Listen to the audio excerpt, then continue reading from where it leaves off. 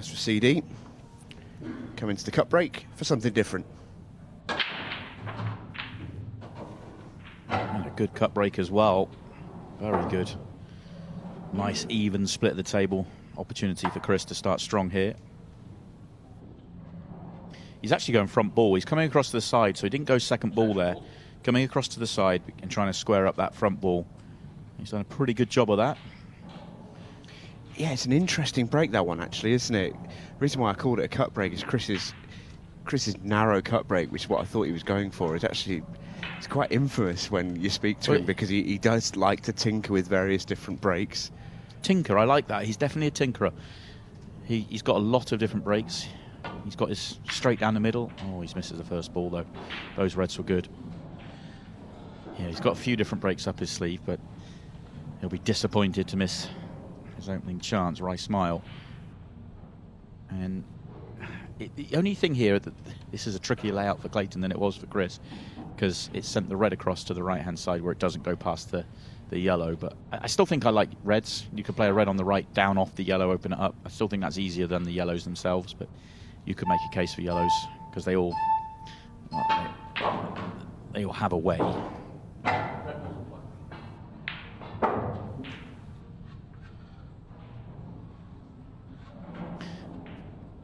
Not sure if you can do it from the one in the middle of the table. I was thinking he was going to use the one nearest the right centre pocket is the way to play it off the yellow, but he's felt he's had to go in there with a cue ball, and that's no good.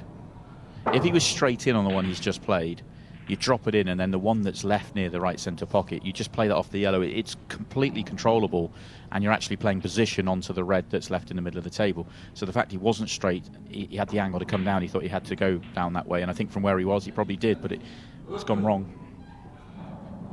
Yeah, it's not an easy situation to recover either. He's not quite touching ball on this red. He had to hit a cushion after contact. Does he think this goes? 𝗪𝗁𝗃𝗲𝗷, our referee, will be all over this one.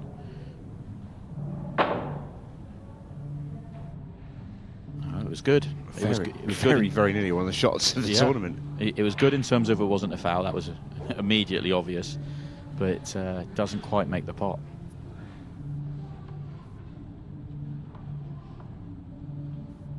That's excellent skills not to foul there. Yeah, it really is. And he's been rewarded because the yellows are now blocked to top right.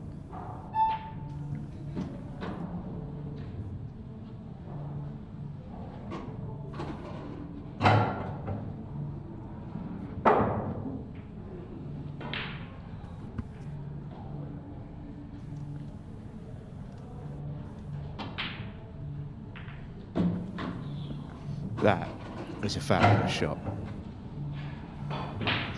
Really, really good vision and almost imagination, I'd say, there from Chris Day. He might have to take this one on the left-hand side, though. This is a big shot. If this goes in, then there's a natural pattern out there, but if it doesn't, then he's just giving away the frame.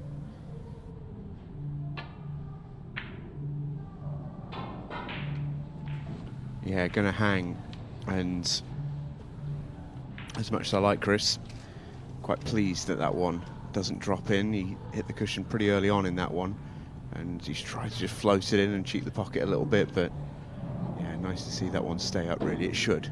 It should indeed, yeah. Hit the cushion very early.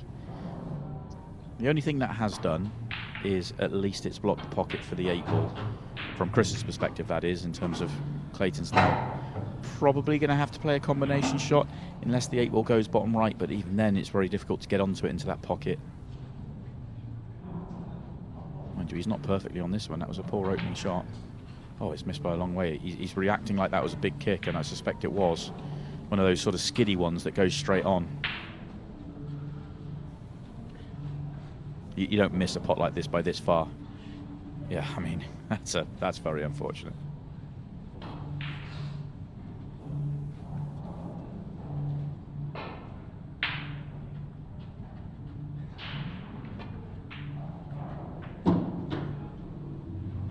Chris has overhit it. Wanted to be straighter on this yellow so he could drop it in and hold on the other yellow to top left. Now may have to play a controlled cannon.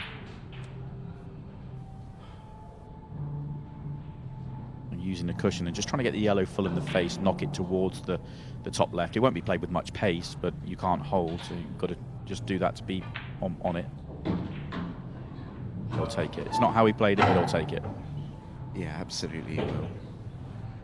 Really rough for Clayton there. I feel like he's not really made much of a mistake, really, and like he's been punished pretty harshly for what he's sort of done wrong. To me, the mistake was not getting on that ball better, but then, it was a very poor contact for him to miss by that far.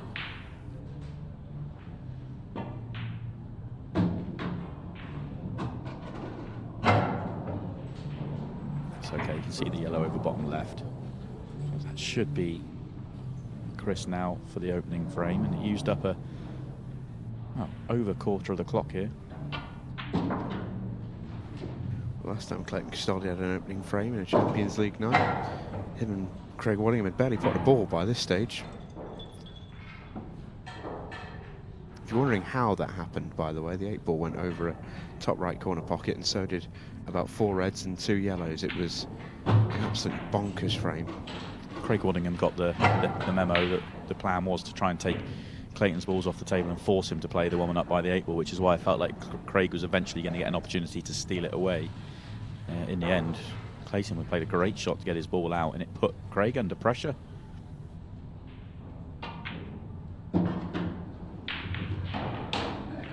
It's a good 8 ball that from CD. And he leads by a frame to 0. Very good from Chris in the end, the clearance. Not the best of starts from both, though. Both players had chances and both players made their mistakes. Obviously Clayton getting the bad contact as well.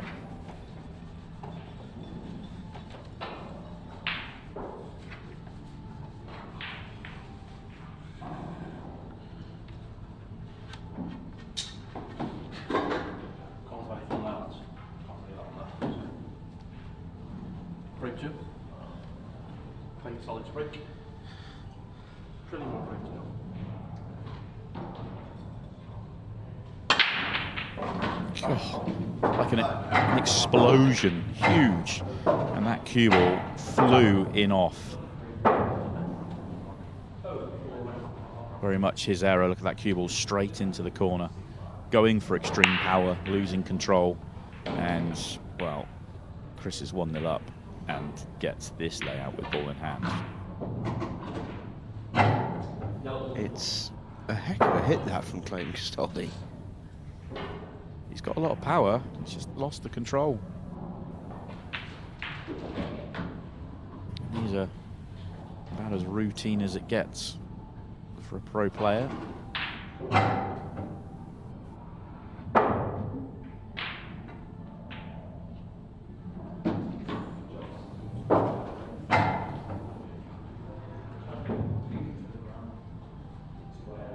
Looks like he's left a strange angle here. He's got loads of room, but forcing it. Yeah. Thought he'd like to get to the other side of those reds, make position onto the 8 ball easier. It's not really a problem. It's going to make him think about what he wants to do. Comes down the other side of them. It's a drop in for the centre or pull back for the corner. Now he's just coming across. Still loads of room.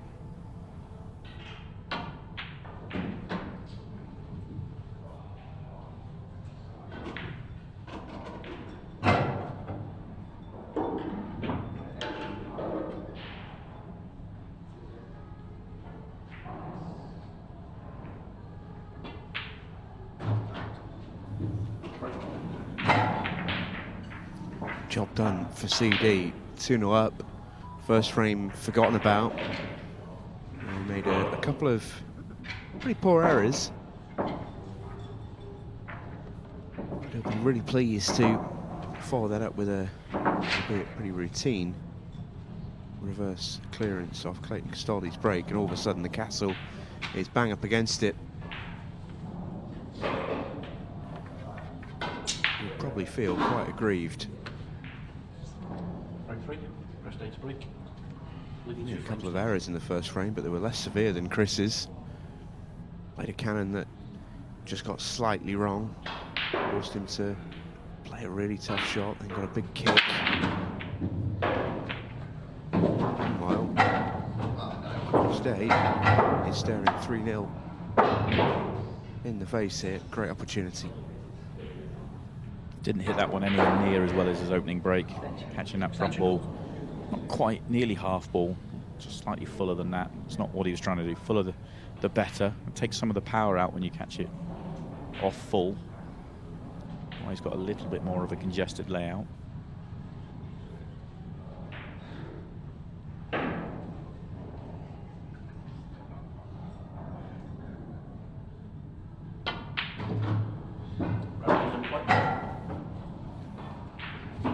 Has he come back far enough? Red bottom right? He looks happy enough, but it looks tight.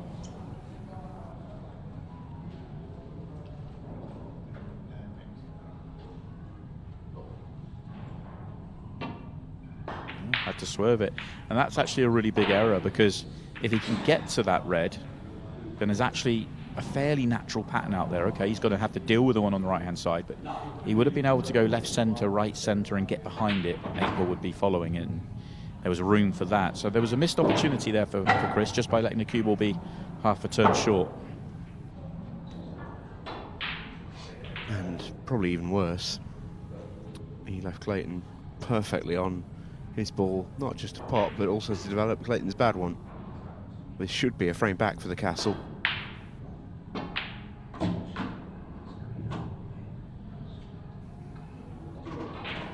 Just got his line wrong there, a little bit close to his work. Needed to get a little bit more side on, and would like to have finished a turn high of straight. Straight would have worked, the turn high of straight on this yellow to left centre.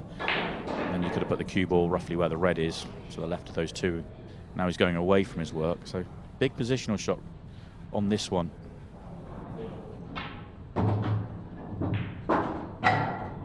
He played that with a lot of right-hand side. So it tells me the top one of those two yellows would go into the left centre. It's very tight whether he's on it. Yeah, I think he can squeeze in the middle of the lower of the Oh, two. the middle one goes. Yeah, squeezes in, and now it's a little bit more. Everything's more in the open. Feels like it's there for him now.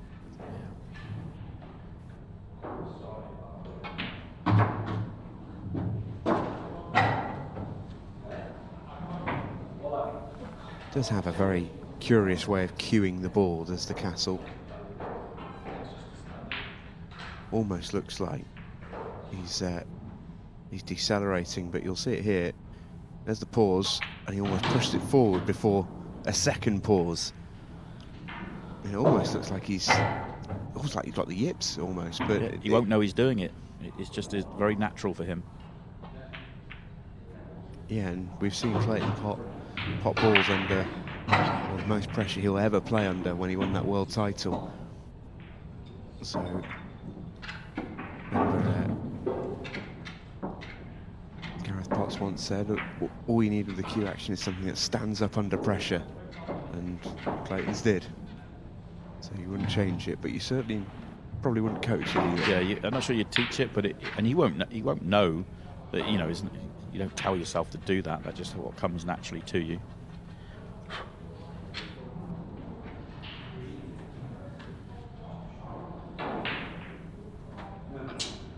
He was very careful walking around the table when he was on the 8-ball to kind of look about what he wanted to do. Where it was pretty routine just to top through one cushion and get on the 8-ball into the centre.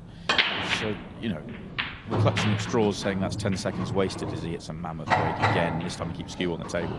And the reason I bring it up is that when you're 2-0 down, you want to keep time in the match, not take it out.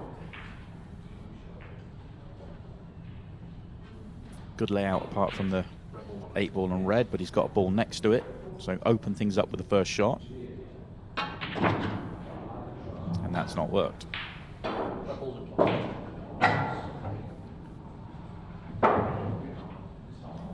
You can brush off the red and put the cue ball onto the red over the pocket, but you're not going to be on the next ball, but that would be a way of opening up the red. Unlikely to be on anything nice after this.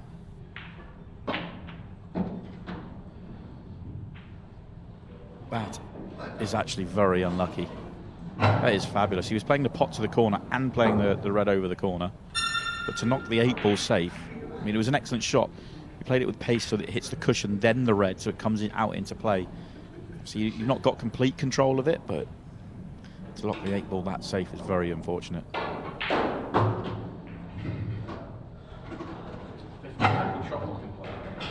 Looks like he's gearing up for the double. I don't think the yellow's in the way for the double, so just come across, get this one on the left-hand side, fairly straight in. Just jabbed at that one a fraction. Put some more pressure on this pot. Wanted to be half this distance.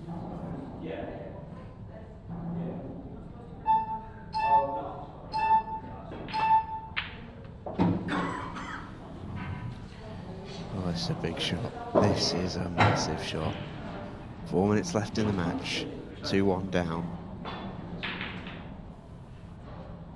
A must make double for the castle. It's a big moment in this match. It's a big moment in this night for him.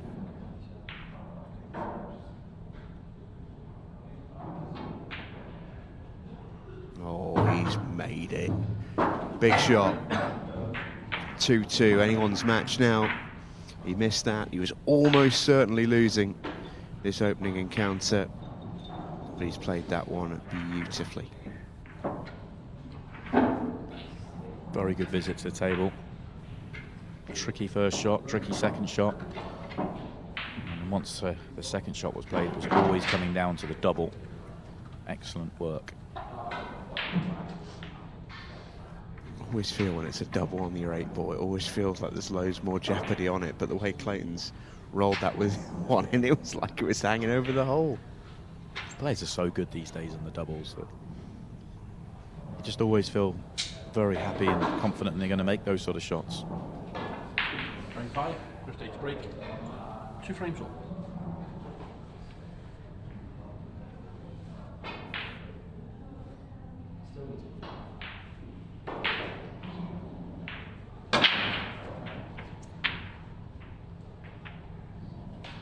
Chris is dry. I could see him changing his break for the next match. It's not worked for him particularly in this one. You know, he had the chance on the second break, but I don't think he's quite getting the explosion he's looking for.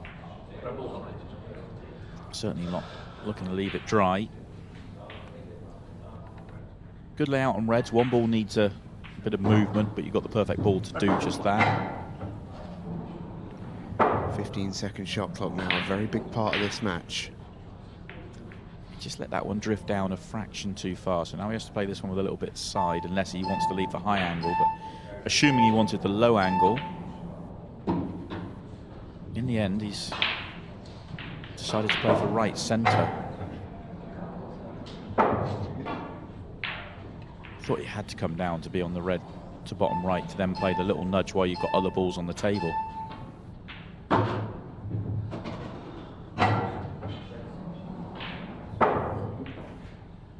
Is there a danger of the castle getting a little lost in this visit?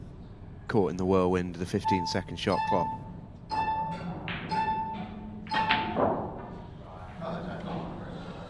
Yeah, he was chasing it. He kind of lost his patterns. I think that's got to be 15 seconds a shot. But kind of didn't really give him the time to think about what he was trying to do out there. Yeah, and he was chasing. That was a very, very tough shot to take on in that scenario. And Chris Day here has 2 minutes to go and get himself the lead. He managed the clock really well in his group victory. He actually had 2 attempts at a buzzer beater in the night. There was one he didn't get, which would have been a win. It resulted in a draw.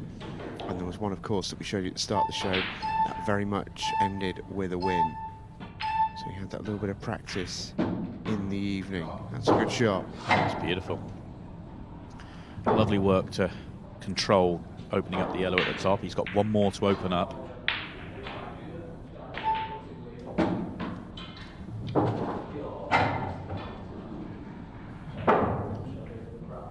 It looks a little thin on it here.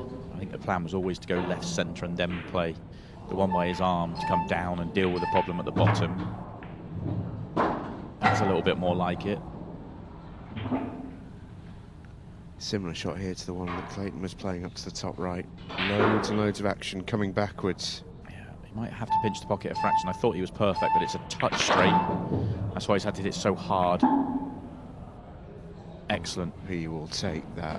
That's a dream of a shot from Chris Day. He's having to bend this though. Just a touch.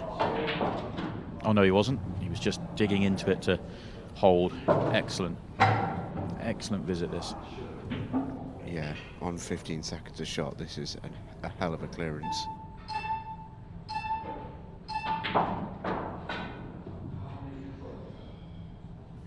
And he just needs to make this 8-ball. He has done enough to force Clayton to only be able to get a result here with a golden break. There's going to be no counter clearance, so this is all on this 8-ball for a frame ahead. Oh, and he's put it short. Wow. The match ends. Clayton Castaldi and Chris Day have to settle for a draw, and much like in his first round group stage, Chris Day misses the chance for the buzzer beater. Clayton Castaldi gets away with one and salvages a point from the brink of defeat. First match in the books, and there's loads to talk about when we come back.